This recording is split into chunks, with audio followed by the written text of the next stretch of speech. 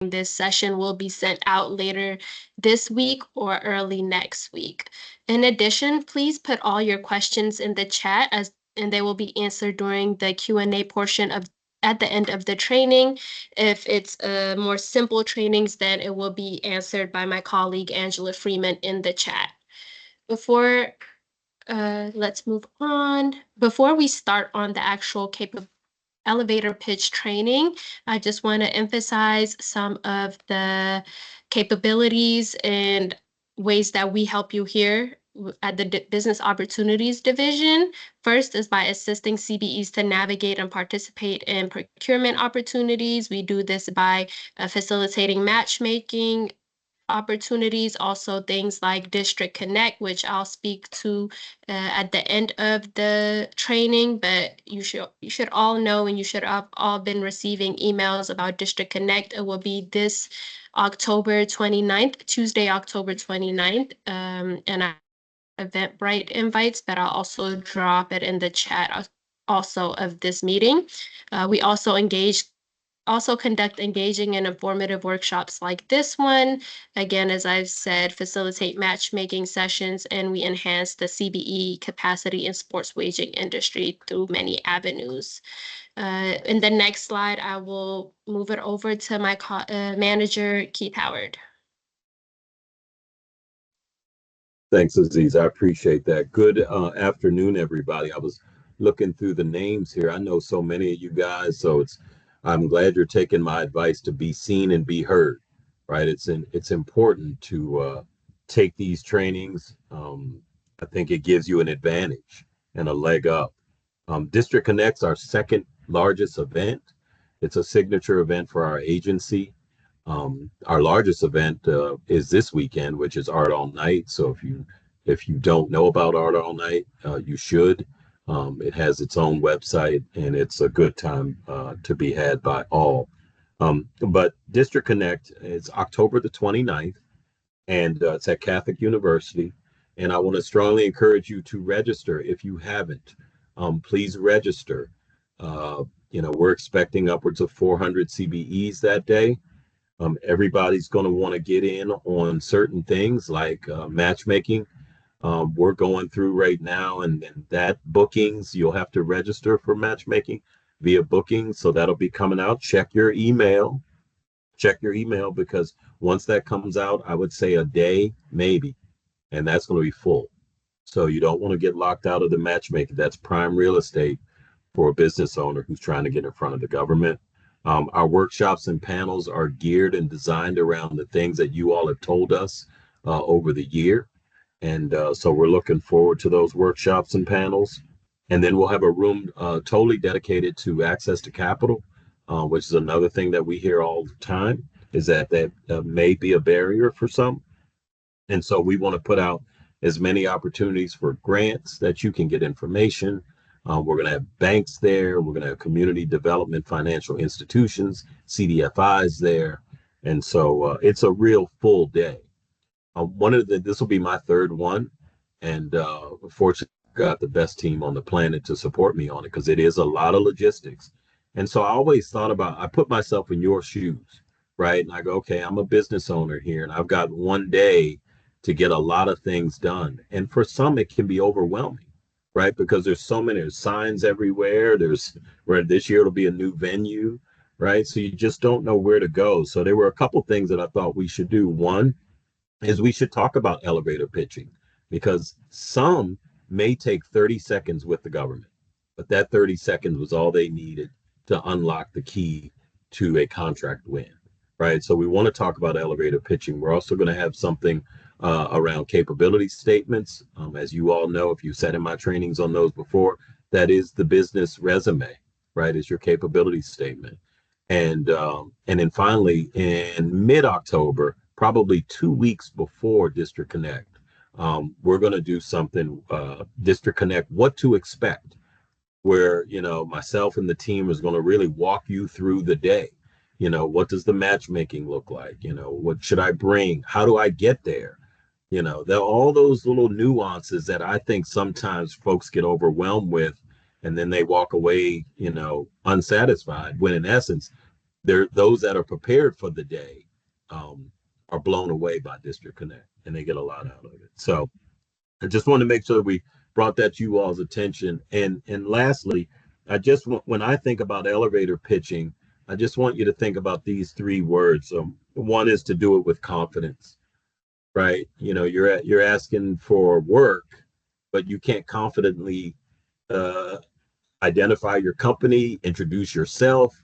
That's problematic. I know if I was a contracting officer, right? And those of you that have worked with me before, you know, I shoot pretty straight with you, right? I'm a former business owner.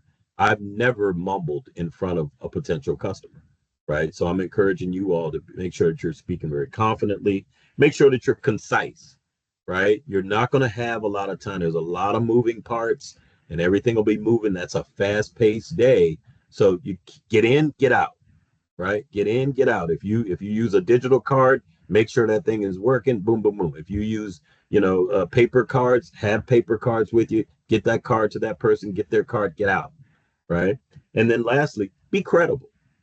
Be credible. And this is one that I think kind of I try and differentiate myself is when you've spoken with me, I hope that I walk away with a credibility that is professional, that you can trust, et cetera, et cetera. And sometimes the way to be credible is what you do after District Connect. So if you told the government you were going to send them your capability statement or you're going to follow up with this, that, or the other, do it. And if you do it, that does come off as credible. So on this slide right here, we're talking about some of the tips and tricks. First of all, you want to tailor your pitch to your audience. So at District Connect, this is primarily DC government folks that you will be engaging, primarily, right? Now, there are some primes that will be there, especially in the matchmaking sessions. And there'll be some regional partners that will be there. Who are regional partners? Washington Gas, Metro, DC Water, those types are regional partners. So just make sure that you're aware. You don't want to come to District Connect touting that you're an 8A. I mean, if you're an 8A company, that's great. That's wonderful. It's a great certification to have. But there won't be anybody there that you could sell to because this is a DC government event. I talked about being concise, short, crisp, get in, get out. You know, I know some CBs that actually practice this and it works. It really does work. So you want to, you know, be able to make sure, hey, I can introduce myself, I can introduce my company, I can say what my company does, and I can say how we follow up, right? You want to capture their attention. Now, on your capability statement, one way to capture their attention is past performance and differentiators. Well, you could do that same thing in your elevator pitch, right? You could, what would capture the person's attention, right? It could be nothing about your company, right? It could be something that's unique to you, right? It could be, you know, are you dressed appropriately or unfortunately inappropriately, right? So those type of things you want to capture positive attention. We talked about being clear and concise. State problems and solutions, right? If you are I don't know, I always pick on janitorial companies, but I'll do it again. If you're a janitorial company and you walked into a DC government building and found it unsatisfactory in its cleanliness, that's a problem. What's your solution? Well, I offer green products. I offer sustainable detergent, blah, blah, blah, et cetera. So whatever it is that captures that attention. And then lastly, highlight the features of your company, right? Do you have past performance? Are you a CBE, right? Most people at District Connect will be CBEs. There will be some district-based businesses that are not CBEs that'll be in attendance, but right now, the invites have gone out to CBEs only from our agency. So, so you want to be able to, you want to know what your features are, and you want to highlight those. Next slide. Thanks, Well, Keith. this is your And slide. So yes, I'll just introduce this as a model. So you won't necessarily 100%, you know, model yours after this video sample of elevator pitch, but it is good to just review how confident he is and how he's delivering the information. And a lot of the content that we encourage you to include in your elevator pitch is also in this, such as, he clearly states the problem, his solution, what differentiates his product from others, and things of that nature. So I will play that. And if you guys could just thumbs up the in the chat to let me know you are able to hear and view this video, that would be great.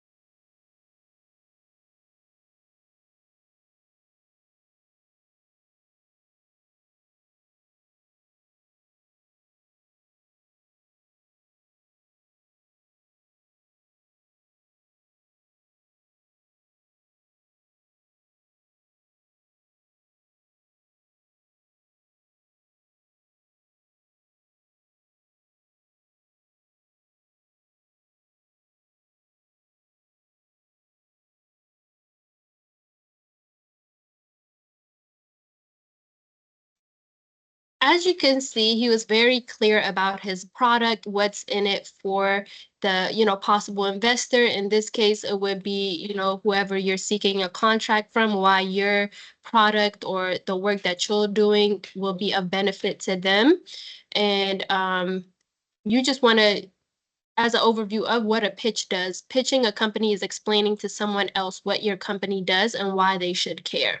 So, just keep in mind, as we'll also mentioned in the previous slide, and Keith will cover in the next slide, that depending on who you're speaking to, you may want to alter the contents of your pitch. So if it's an investor you're asking money from, an employee you're seeking more work from, a buyer or a partner or a customer, you always want to keep in mind who you're interacting with or who you are pitching to. And as Keith mentioned about District Connect, I'm not sure if he mentioned again, but Angela Freeman also dropped the registration link in the chat. So if you haven't registered already, please do.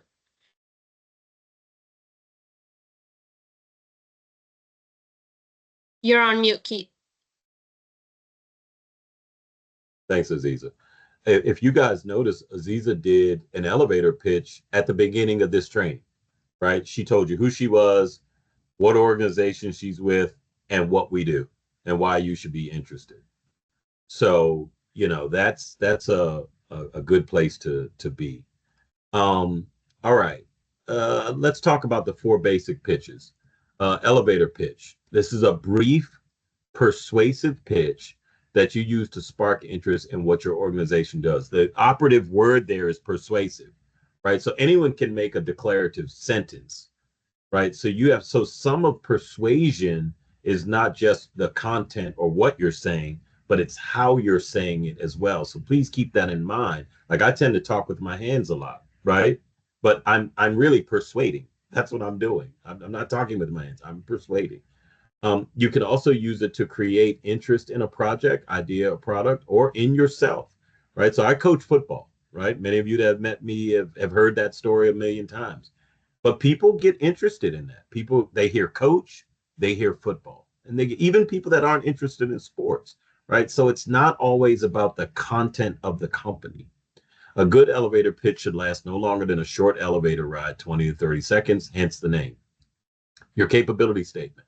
That is the business resume, a promotional or marketing statement about your business. So again, if you think about District Connect, where they're going to be district buyers, right? Decision makers. You don't want to come to District Connect with NAICS codes. Those are federal codes. You want to come with your NIGP codes on your capability statement, right? Because now if you come with NAICS codes, who's going to convert those to NIGP codes? Us? The people that you're asking for the contract? I don't think so, right? So you want to make sure that if you need us to take a look between now and then, we'd be glad to, but I would recommend you guys look for the training on capability statements that we do, and that'll be all the information you need. Internet presence refers to all activity and content that an entity, person, or business has under its name on the internet. This includes accounts, assets, interactions, pieces of information, etc. What we hear a lot of times is, let's take the CBE directory. That is public knowledge. It's where all of you all's information is. Your name, your business name, your business telephone number, your business address, your website, et cetera, et cetera. And a buyer goes on the CBE directory and the information's not, it's not correct. The phone number is disconnected. The email address has been changed or wrong or no reply. Those type of things, that can't happen, right? That can't happen. And then, you reach out to me and say, I'm not winning any contracts. I'm going to say, what's your internet presence, right? And so you just want to make sure before you come to District Connect, knowing that you're going to meet with the government, knowing that you're going to meet with other CBEs and other primes, just check everything and make sure it's good. My website's good. My social media handles are good. My email's working, functioning fully, all those things. So you have a strong internet presence. And then just think of this as the investor pitch. It intends to give a summary of your company, your business plan, and your vision. But you really want to do that in person. That's really not something that you'll be able to do at District Connect, right? Because you'll have to move along. Again, people are going to have set times, especially in the matchmaking. You're going to have a window of time that you can engage the government, and then we have to go to the next person. And we're very rigid about staying on time because it keeps things orderly, and it's just fair to the person. So, but you still want to have in the back of your head that investor pitch when that time is appropriate. Next slide.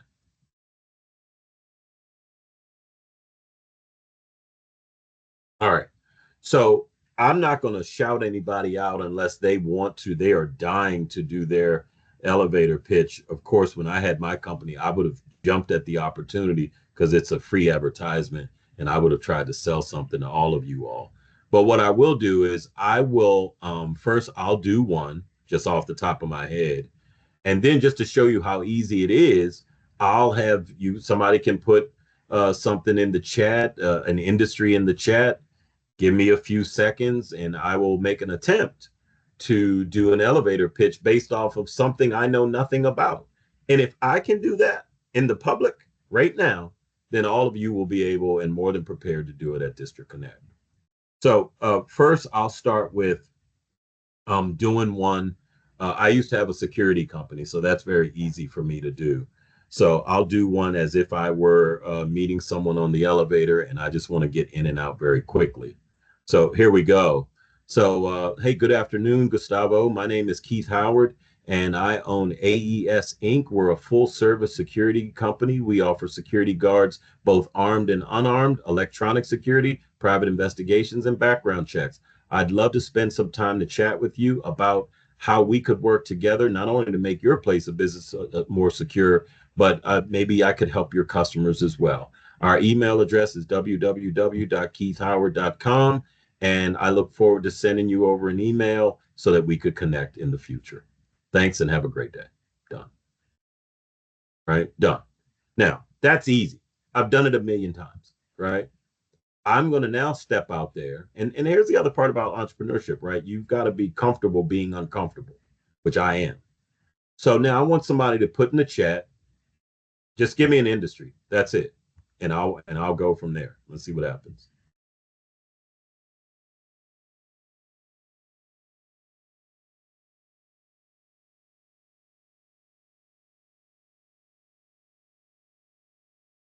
Nothing in the chat? All right, Aziza, pick something for me. Can you sell me on a general contracting company? Or Sure. Who are you? and then Are you the government? Are you the government? yes. And we Okay. also have somebody in the chat, two people. One is translation services, a company that offers translation services, and then one is professional services staffing. All right. So, Gustavo, professional services staffing is harder. So I'm going to take the harder one. So I'm not ignoring you. Yours is, I think I can do yours, but professional services is tough. right? So I'm going to try that one, Alex. Thank you for that. So here we go. Hello, Alex. I'm Keith, and I am from AES Professional Services and Staffing. We're a full service staffing company. And I know that you may have some needs over at DDOT. I've been going through the Green Book, and I see that there is some spend requirements. I'm a CBE. So look, hey, I'd love to talk to you. It's busy here today, but I'd love to talk to you. If we can exchange contact info and get a quick 15 minutes, I'd love to do that with you, Alex. Again, Keith Howard Professional Services and Staffing. Done. Right. And basically, if y'all heard me, I stole a lot of what I've already do, right? And I just mixed in the Green Book a little bit. I made the assumption that Alex works for DDOT. So I talked about being a CBE. I talked about the spin, which is going to get his attention, right? Because remember, 50%, all agencies must spend 50% of their expendable budget with CBE. So I'm listening, right? And it was easy. And I came back, said what my name is again, said what the company name was again, asked him for his contact info, and told him that I would reach out. Win-wins.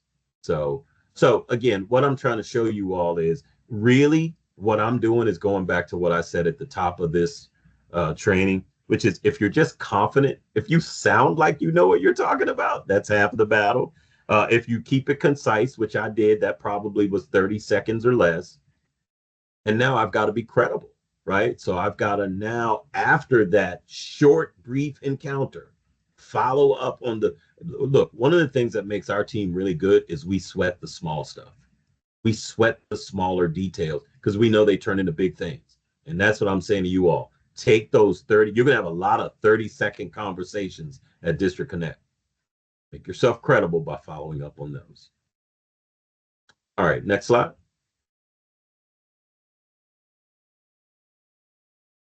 Okay, looks like time for questions and answers. So I'm here. Anybody have any questions? I think the instructions were to put it in the chat, and I'll answer them to the best of my ability.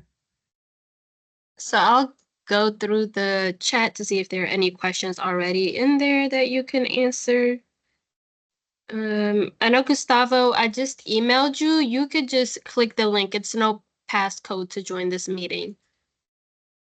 Okay. Yeah, so no questions yet. Everybody, please, if you have any questions, drop it in the chat. Okay, so we have from Casey from PB&J Marketing. Hey, Casey, what is the best way to check in on what needs agencies might have for the upcoming year? Hey, Casey, you talked about for FY25? If okay, so if you're talking about FY25, I mean, you could start reaching out to agencies now. You could go to their website and kind of look and see what if they put any mission or special projects out there. But the best way is to be at the Green Book launch, which will be somewhere between the middle of November and the middle of January. Last year, the mayor did something downtown, and I think that would work because you could really hear. Not only could you get, a fresh new Green Book, but you could hear directly from the mayor on what spending's going to look like. The big number that everyone wants to know, Casey, is what's the CBE spend? All right. And so the way we calculate that CBE spend is we take the 50% from each agency that's spent with CBEs that are small, and we add all those up. So last year, the spend was $1.2 billion. Right. So I hope that helps you with that. And then Gustavo said, please explain the 30% set aside for a CBE. Okay.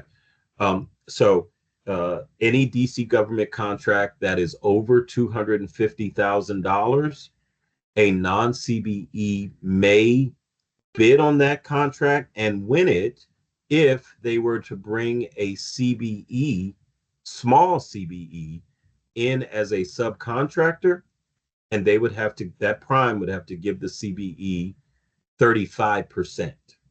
That's what's set aside. So that's in the over $250,000 space. So if the contract's $100,000, there is no 35% set aside. Got to be over 250,000. It's got to be a DC government agency. Hope that answers that question.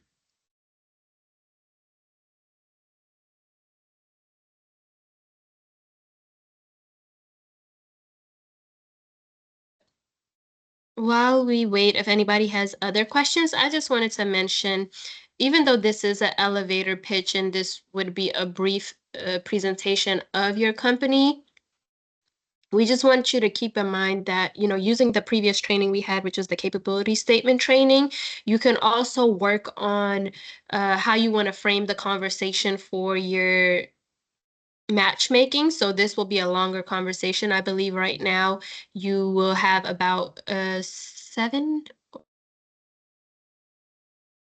9 minutes to speak with the agencies at matchmaking. So you want to be able to, use the information presented in this training, but also in the capability statement training to kind of frame the conversation. So know the contents of your capability statement through and through, so you can speak to it in the manner that we kind of just showed you in this elevator pitch training. So you want to combine them to the best of your ability. And to that point, you want to know who your audience is, right? So you want to know, if I'm talking to an agency, right? Again, you should know the three ways that by the CBE law, the way the monies are spent. Under 250 to a CBE, over 250, 35% sub, agency spend, 50% agency spend. Primes, you would know that that's 35% if it's over 250. How is matchmaking created? How do you matchmake? Okay, Sherry. So I would think of it this way. First, you're going to get CBEs will be invited by a link to register for matchmaking. So there'll be a list of agencies and primes, and CBEs will have a certain number that we will tell you that you could pick how many agencies or primes that you'd like to matchmake with. Last year, the number was 3. We'll let you know what the number is this year. We're striving to be at least at 3. And then you will. So how do you matchmake? Think speed dating, right? So you'll get a time. You'll get your agency. So if you, Sherry, are 1 p.m. Department of General Services, then you arrive at your designated at the matchmaking room at that time. You'll let the registration team know that, and you will go and get your time with that agency. So yes, you were thinking speed dating. You were thinking correct. When will you get the list? I just continue to check your email. The list depends on a lot of other moving parts, like other agencies reaching out to us to confirm that they're going to be there for you, right? So I would say just continue to check your email address, your email box, and it should be coming soon. Are there any agencies ready to deal on the spot? I cannot speak for the other agencies. You know, that's such an open question because someone may need something right now, right? I look at these opportunities as an opportunity to get my foot in the door, not necessarily that I'm going to come home with a bag of money, but that they will know who I am for future. But you never know, right? That's why you want to be in front of the government, right? You want to be Johnny on the spot or Jane. All right, Sherry, this is your last question, and you got to set up a technical assistance time with me. So, can we go to the agency and study and bring up opportunities? Absolutely, right? Absolutely. And that's exactly what we can help you with when we do our technical assistance. So, if you want to reach out to me, let me put my email in the chat, and you can set up some time with me or someone from my team. All right. And you're welcome. Anyone else?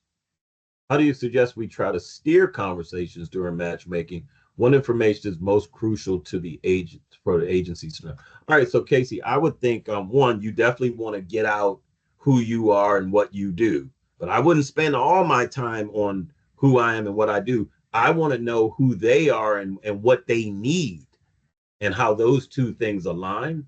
I think the other thing you could do is you could go back and look in the OCP, the Office of Contract Procurement's transparency portal, and see what their spending has been, if there are any trends or patterns. You could go back to the green book, even though the fiscal year will be over. I would look at what they spent last year and see, right? So I would know as much about them as I could, to include, it's a perfect time because I hear this a lot. Oh, well, they didn't respond back. Well, I would have that as a conversation. Hey, I've sent an email a couple times here. I haven't heard anything back. I'm going to email you tomorrow. I need to hear back, right? Those type of things. Like, you have to be that direct, right? I mean, you're an entrepreneur. So yeah, I hope that answers your question. But it mostly, Casey, have a plan, right? Have a plan for what I'm going to say, and that plan may vary from agency to agency. I think Capital Engineering has something as well. Yeah. Just yeah, hold on. Just to add on to what Keith was saying, once you know which agencies you're gonna matchmake with, it's also good to go on the transparency portal, see if they have any upcoming work that aligns with the industry you're in, so you could actually bring up any work that they are, currently have out in solicitation. So you'll have a topic for your conversation, and it's not just, oh, maybe this is coming out. You can have something tangible to talk about. And Yeah, let's see, that's the I'll forecast tab. Good point. unmute. All right, Capital Engineering, I have allowed your mic. Go ahead. Yeah, thank you so much about the presentation. But, we are a new company, a construction management company. So as a new company, we don't have the past performance. I know that we took a training to how to do the capability statement or something like that. So that helps for us. And we're trying to contact DDAT, DGS, WMATA, or something like that. But as a CBA, we have not yet received any technical support from your side. It's crucial that if you establish a capacity building program in collaboration with these companies like DDAT, DGS, or WMATA, as the relevant government agencies, this program should focus on enhancing our business capacity and the skills as a new company. So do you have any program, any capacity building program that's helping this new such kind of company like us, because we are new for the business? We are contacting these companies by ourselves, but we didn't get anything starting from February this year. So do you have any type of capacity building program for new companies to get to the business? Yeah. Sure. So what I would recommend to you, thank you for that. What I would recommend to you is that you reach out to our team. Hey guys, can we drop the business opportunities email in there as well? Reach out to our team, and I would start doing a couple of technical assistance sessions just so we can kind of meet you where you are. No, to answer your question, no, there is no specific canned capacity program. We do have one, but it's for sports wagering specifically. But what I'd like to do with a company like yours is kind of start from ground zero, meaning the first thing I would do is I would look at your CBE profile. Then I would look at your capability statement. Then I would make sure that you're familiar with all of the I would look at your NIGP codes. I would look at your categories to see how you scored. Do you have the full amount of 12 preference points? Then I would probably go to your, I would show you, go to OCP's website, ocp.dc.gov, and I would start showing you some of the tools that are there. I would take you to the Department of General Services website and show you some of the tools that are there. So I think for a company like yours, that was a very specific question. I think technical assistance is the first place you should start. I think I got some time tomorrow. We do something called Small Biz Assist for those that want technical assistance in person. So I'll be at the MLK Library tomorrow. I don't know if the calendar is full or not yet, but you could go to our website and find that out. Or maybe, guys, we can drop that in the chat. And if you want to book some time with me tomorrow in person, let's have at it. But if not, I know next week I've got some time for virtual. You're welcome. And just remember to be seen and heard. Thank you, Keith. And I've also dropped the link for the DSLBD Small Businesses at MLK Libraries. We are there every fourth Wednesday of the month. And we'll just stick around for a couple of minutes if you guys end up having any questions. Otherwise, this is the conclusion of the presentation. Thank you everyone so much. Again, we'll be sending out the recording of this training along with the slide deck used later this week or early next week. And we look forward to seeing you at our next training and at District Connect. I will also drop again the link to register for District Connect in the chat. Thank you, Keith. Thank you, Aziza. Great job as always. Register for District Connect, everybody. You don't want to be left out.